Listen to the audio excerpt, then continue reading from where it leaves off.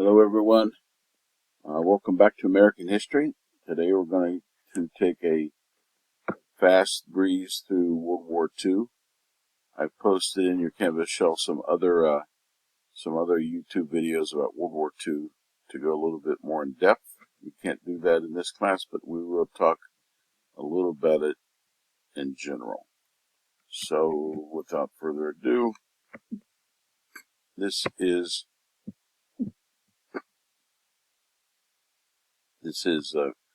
American History 2020 in the fall of 2024. Modern American history since 1877, and today we've arrived at 1939, talking about the Second World War using the textbook The American Yawp, which you have a link to and is available for free online. So let us continue. Here's some pictures, moving pictures from Omaha Beach on D-Day. So the conflict began in 1939 with a blitzkrieg lightning war, German tanks on the plains of Poland. It ended in 1945 when American planes dropped 2 atomic bombs on the Japanese city of Hiroshima and Nagasaki. Soldiers and civilians danced in the streets around Times Square in New York, August 1945. So here is the famous picture of the end of the war in 1945 in August, the kiss. Some lucky photographer just happened to be there to grab a picture of a U.S. sailor grabbing a U.S. nurse and giving her a kiss. Of course, that was the signal that my generation was on the way, the baby boomer generation. Picture of Times Square in 1945 when the news came that the war was over. And here is the timeline. Hitler became Chancellor of Germany in 1933. Let me back that up. Italy invaded Ethiopia.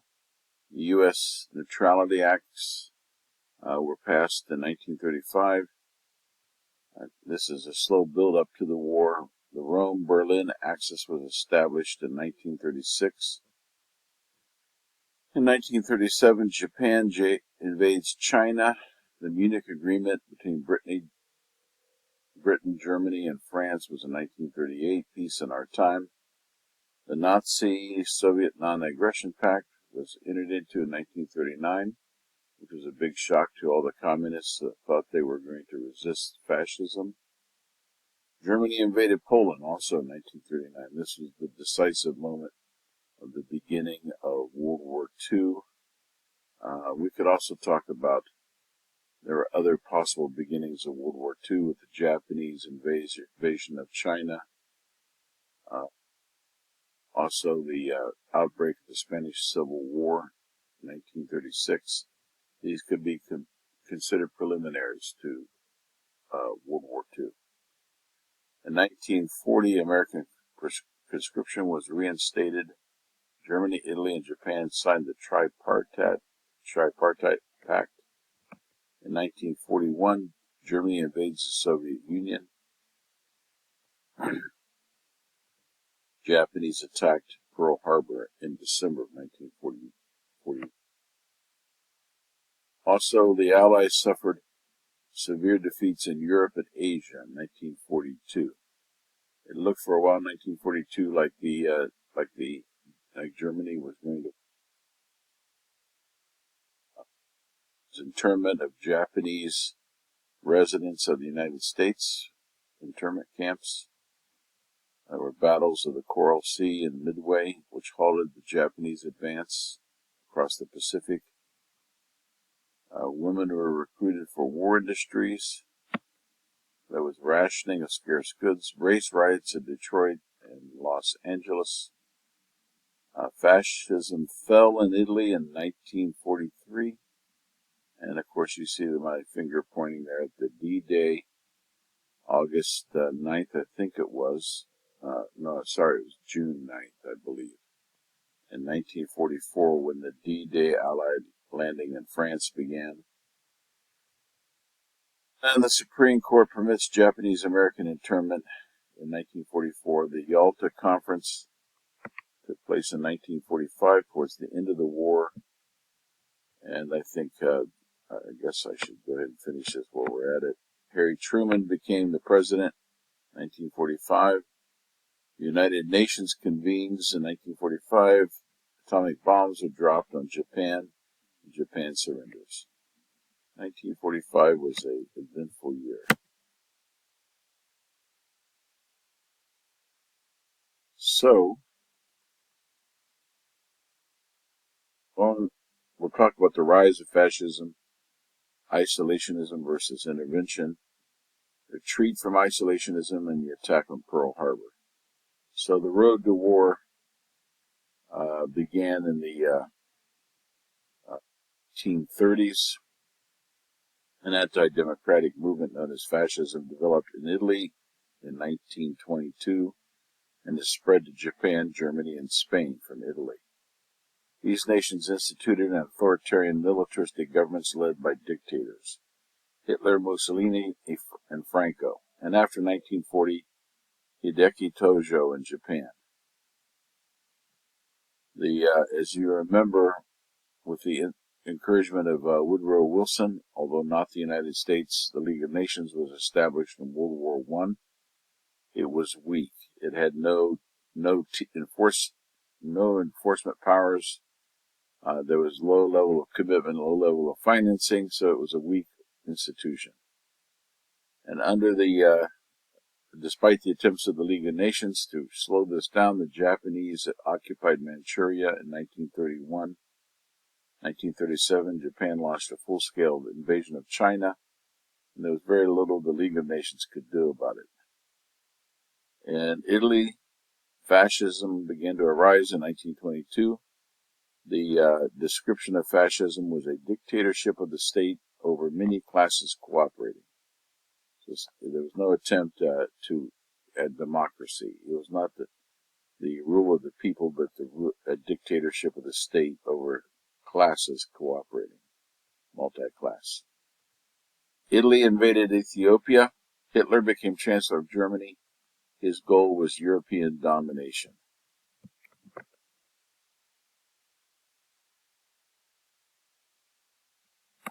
Oops, I went too far. So here's a picture of the massive Nuremberg rallies. This one took place in 1935, and it awed and inspired a fierce loyalty to Hitler, to the National Socialist Party in Germany. Also instituted a climate of fear. So Hitler's dream was world domination. He overturned the terms of the Versailles Treaty. He talked about the removal of inferior races from Europe, among which would be included the Jews, the European Jews, and the annexation of large portions of Eastern Europe, including Poland and the Soviet Union. Hitler began to rearm Germany in violations of the Treaty of Versailles. In 1936, he sent troops into the Rhineland. Excuse me. So Roosevelt focused on consolidating American influence in the Americas. The United States implemented a good neighbor policy, in which the United States renounced the use of the military force in Latin America. I talk about that more in my History of Latin America course. In 1934, Congress repealed the Platt Amendment in Cuba. However, the U.S. kept the naval base at Guantanamo. Americans and Congress resisted political entanglements. Senator Gerald Nye in 1934 investigated munitions profits from World War I and concluded that the merchants of death had maneuvered the nation into World War I.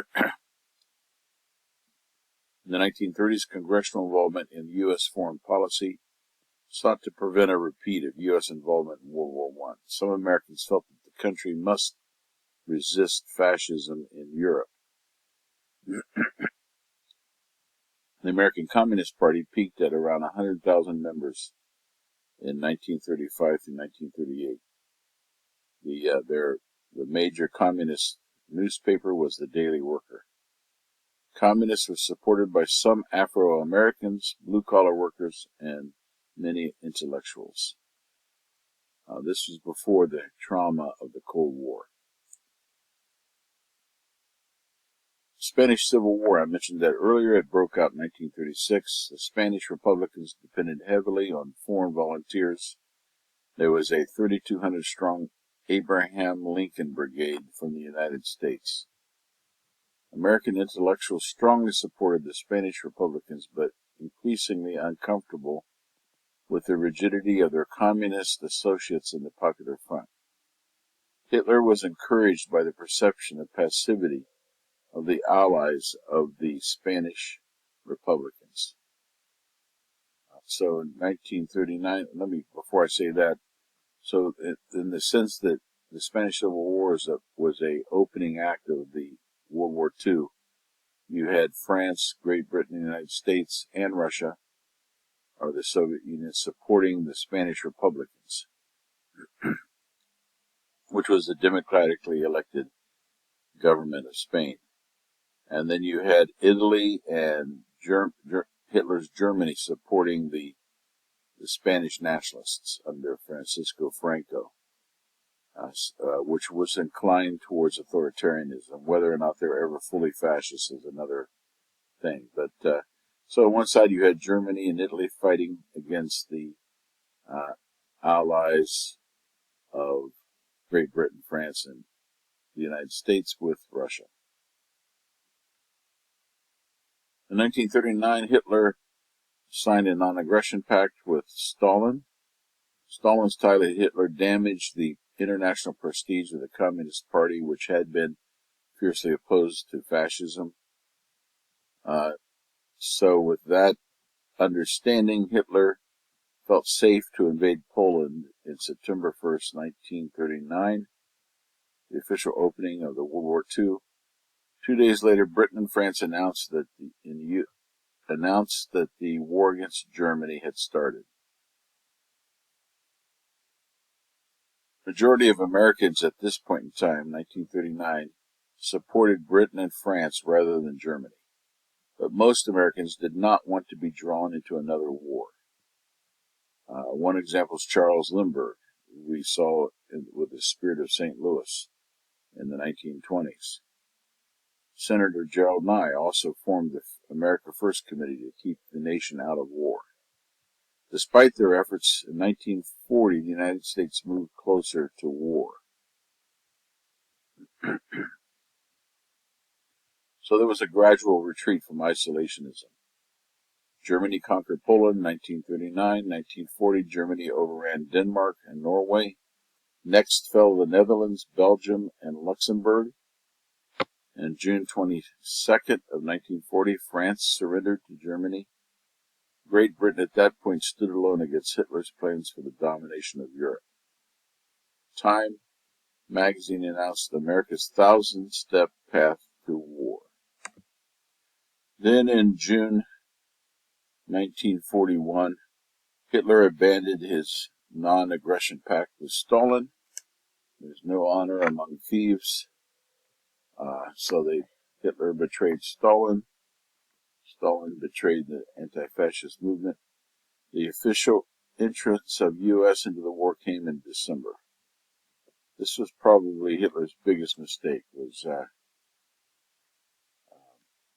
deciding to invade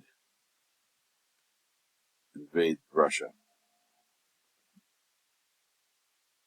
The Japanese were tearing it up in the Orient as well. Refused to intervene when Japanese sacked the city of Nanking and massacred 300,000 Chinese and raped thousands of women. That was in 1937. Imperial ambitions of the Japanese military became clearer in 1949. I'm sorry, 1940. Hang on, let me pause and drink this.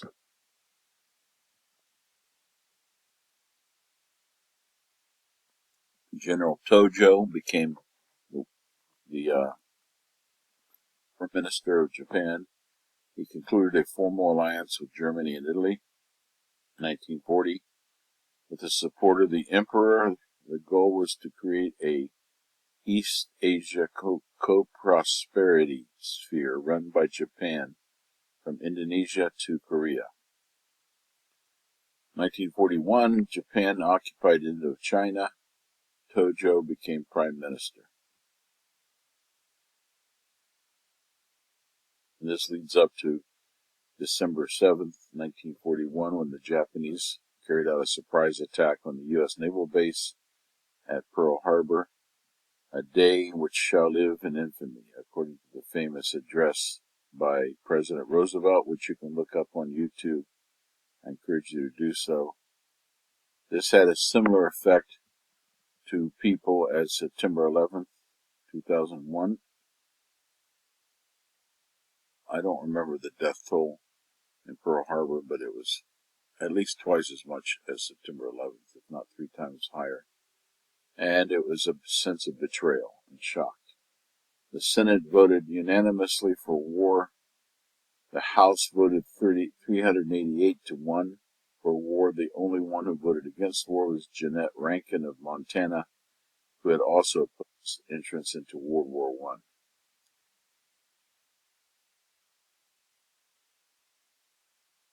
So the United States busily began to organize itself for victory. The War Powers Act was passed, greatly expanding the powers of the president and the government, which is a similar effect as what happened with Lincoln in the Civil War. Every time there's a war, there's an increase in executive power. There was a defense mobilization, which finally ended the Great Depression after nearly 10 years. The government paid for military expenditures by raising taxes and borrowing money. And the Revenue Act of 1942 expanded the number of taxpayers from 4 million to 42 million. It's a big jump. So, the U.S. set about figuring out how to finance the war. The Roosevelt administration relied on business executives. Government offered cost-plus contracts. The Kaiser shipyards in Richmond, Virginia, applied Henry Ford's methods of mass production to building ships. I'm sorry, it was not Richmond, Virginia, but Richmond, California. And they pioneered corporate welfare programs for their workers. So, the Kaiser Permanent Medical Care Program was founded in 1942 to provide subsidized prepaid health care for workers and families. It continues through today. American industry produced 86,000 tanks, 296,000 aircraft, 15 million rifles and machine guns, 64,000 landing craft, and 6,500 cargo ships and naval vessels.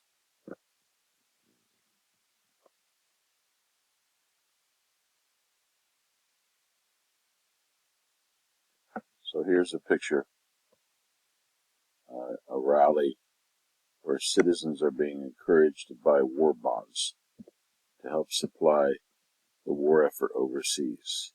This was in 1943, appealing to Americans' sense of patriotism. The Armed Forces of the United States enlisted more than 15 million men and women. The draft board registered 31 million men between 18 and 44, but half of them failed to meet the physical standards. The military continued to segregate the approximately 700,000 African Americans into their own separate units. Native Americans and Mexican Americans were not segregated for some odd reason. The Tuskegee Airmen is one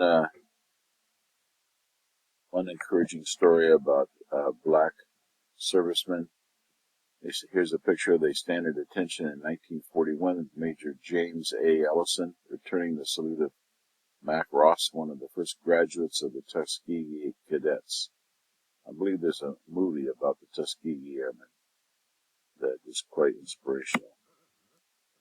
Also, women were included in the Air Force, and also women took over traditionally male jobs in the United States, factory jobs, to supply the lack of labor with the soldiers that were leaving to go overseas. 350,000 women enlisted in the armed services. 140,000 were with the Women's Army Corps. 100,000 served as women accepted for volunteer emergency service. There was 1,000 WASPs, Women's Airborne Service pilots, who ferried planes and supplies in non-combat areas. And here is Rosie the Riveter. There's also a Latina version of this, Rosita the Riveter, and there's an interview about her on the PBS. This urged women to support the war by effort by entering into the workforce.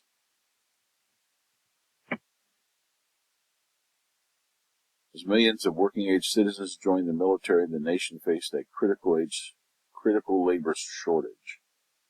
Defense created 7 million new jobs. At the beginning of the war, women made up 24% of the workforce. By the end, women were 36% of the workers. So this also created employment opportunities for African Americans.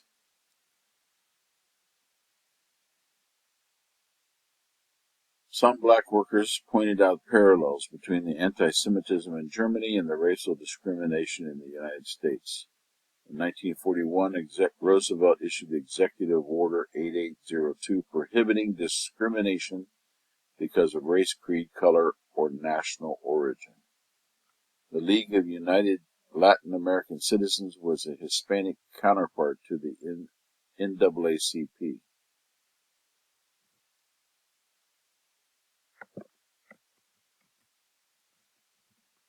Here's a picture of an African American man protesting that Negro men can carry guns for Uncle Sam Sugar, they can drive milk wagons for Bowman Dairy.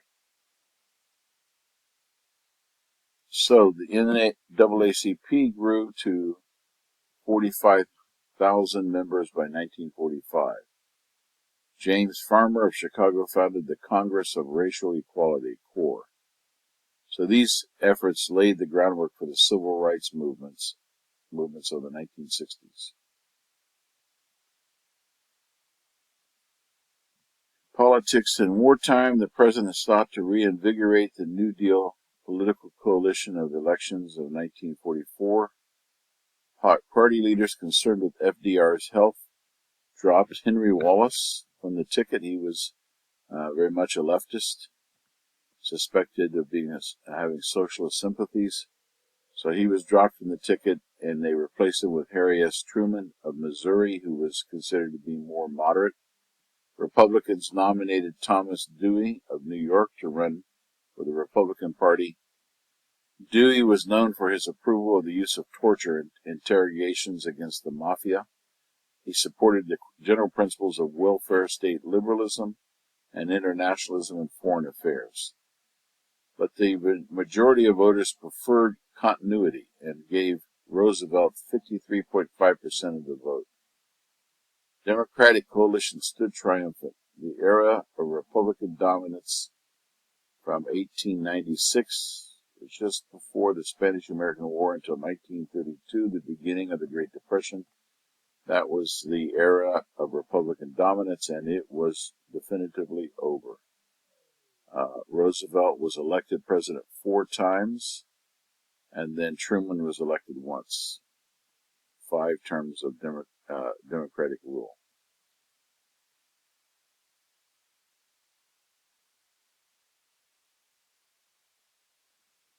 So these are examples of U.S. military recruiting posters demonstrating the way that the branches of the military borrowed techniques from professional advertisers to sell a romantic version of war to Americans.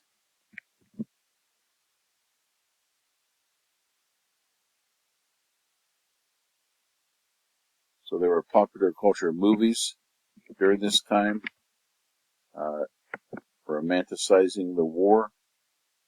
This is 30 Seconds Over Tokyo is the one that shows here with Spencer Tracy. There was the Guadalcanal Diary. Anthony Quinn was in 30 Seconds Over Tokyo. Casablanca with Humphrey Bogart. Since You Went Away with Claudette Colbert. Average weekly movie attendance soared to over 100 million. This is a major change in U.S. culture with lots of war movies. There were 20 million backyard victory gardens producing 40% of the nation's vegetables. Wartime brought prosperity. This defense spending ended the Depression. Unemployment had vanished. Per capita income doubled. The only major inconvenience was a shortage of consumer goods. There was a scarcity of rubber due to the Japanese conquest of Malaysia. During this time, there was a great migration of African Americans moving out of the South, away from Jim Crow laws and lynchings, to industrial centers in Ohio, Michigan, Illinois, California, and Pennsylvania. 15 million Americans changed residence during the war years, half of them moving to another state. California bore the brunt of defense production for the Pacific War, and the state welcomed 3 million new residents.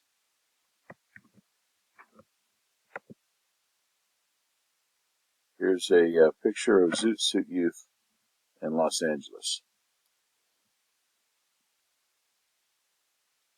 So this social migration led to social conflict.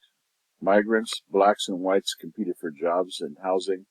Racial conflict broke out in 47 cities in 1943. The worst violence was in Detroit in June 1943, which left 34 people dead and hundreds injured.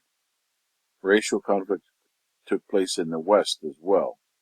In Los Angeles, among the Zoot Suit gangs and youth and Hispanic Pachuco gangs.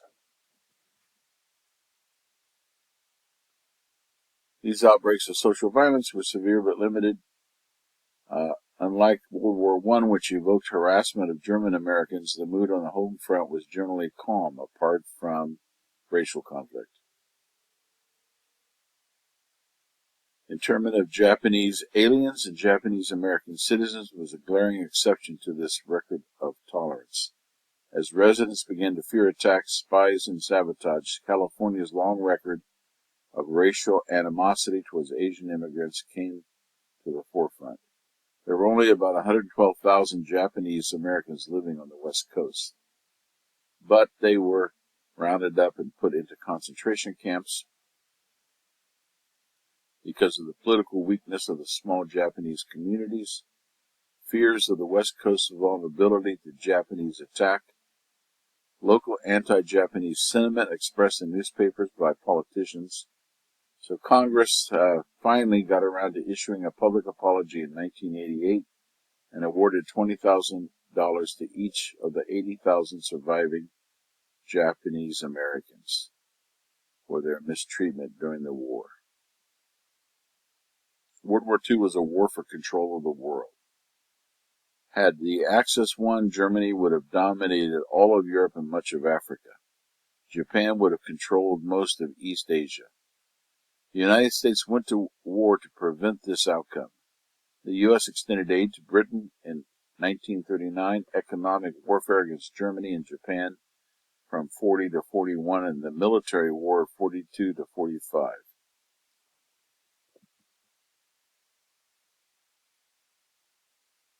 It's a picture of a English child in a bombed out area in London.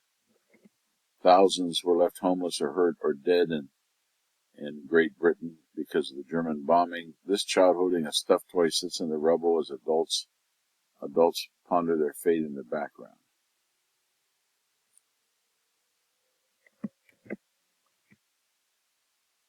So the big three were Great Britain, the United States, and the Soviet Union. China and France and others played lesser roles, but the big three set the military strategy and the diplomatic policy. There was an Atlantic Charter of August 1941 setting out the Anglo-American vision of a post-war international order. First major disagreement among the Allies related to military strategy and timing. Germany advanced to the outskirts of Leningrad, Moscow, and Stalingrad before being halted by the Soviet Army in 1942. Stalin pleaded for the Allies to quickly open a second front against Germany and France, but the United States war production was not ready. The delay angered Stalin and made him suspicious that it was a deliberate ploy by the Americans and the British to weaken the Soviet Union. Following the attack on Pearl Harbor, the Allies suffered one defeat after another. Germany pushed deep into Soviet territory. The Germans began an offensive in North Africa aimed at capturing the Suez Canal. German submarines attacked American convoys carrying oil and supplies to Britain and the Soviet Union. And here is a picture of 1943, the Allied bombing campaign over. This is Bucharest, attempting to incapacitate German transportation.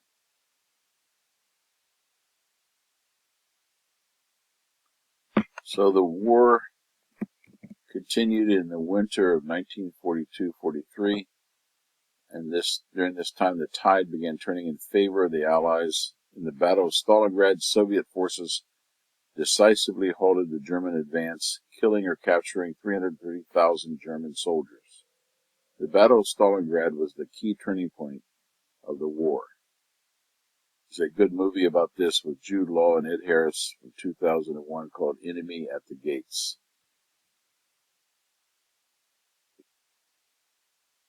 Map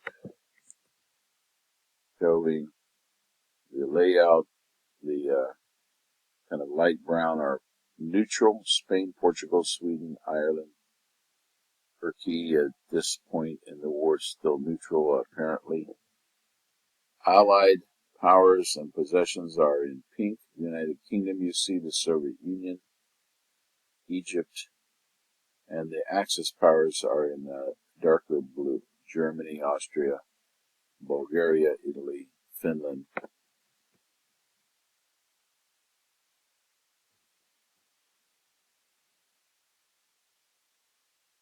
D-Day was finally in June 6, 1944.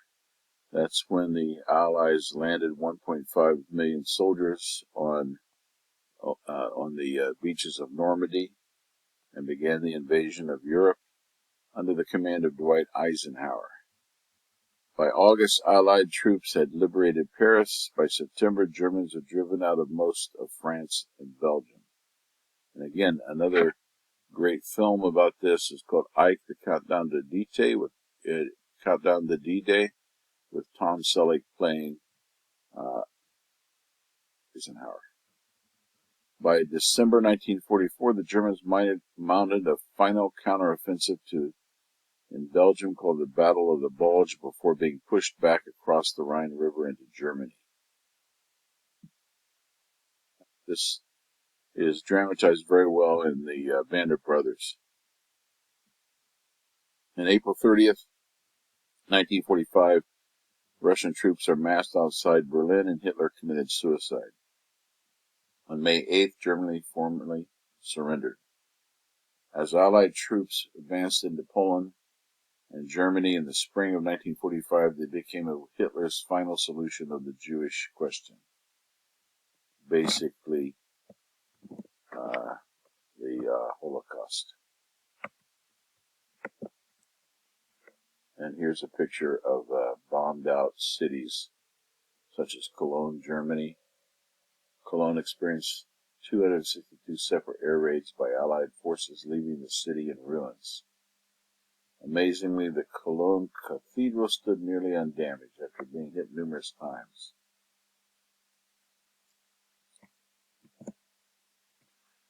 Nazi persecution of the German Jews was widely known in the United States, but the U.S. State Department refused to relax its strict immigration policy to take them in because of widespread anti-Semitism in the State Department.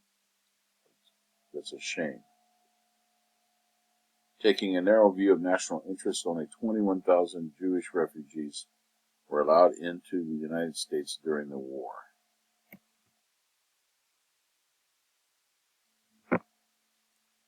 There are more pictures.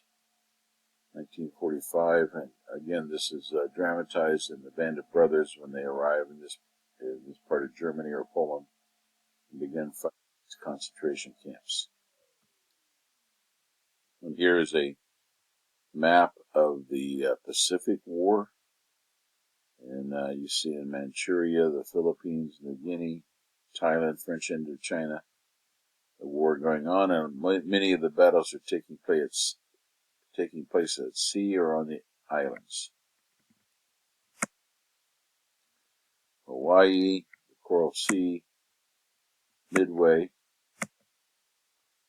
Leyte Gulf, and here are the big three at Yalta in 1945. You see Winston Churchill talking with Roosevelt, a very ill and feeble-looking Roosevelt, and a rather unhappy and sour-looking Joseph Stalin on the right. So in summary, the rise of fascism in Germany, Italy, and Japan led to military expansionism in Europe, Africa, and China. Initially, the American public favored non-involvement. Japanese attack on Pearl Harbor brought the nation into war. War mobilization greatly expanded the federal government, as war almost always does. It also boosted geographical and social mobility. Women, rural rights, and blacks took up work in the new defense plants. The government rules assisted the labor movement and the African American campaign for civil rights. Religious and racial animosity caused the exclusion of German Jewish refugees and the internment of 120,000 Japanese Americans. Germany and Japan almost won the war in 1942. The Man in the Tower kind of operates on this premise. The Allies took the offensive in 1943. The Soviets advanced in Europe, and the U.S. Navy advanced in the Pacific. The U.S. emerged from the war with an undamaged homeland, sole possession of the atomic bomb, and a series of unresolved disputes with the Soviet Union, which leads us into our next topic, the Cold War. Okay, that's it for today. I will continue next week with the Cold War. Thank you very much. Have a great week. Talk to you soon. Bye.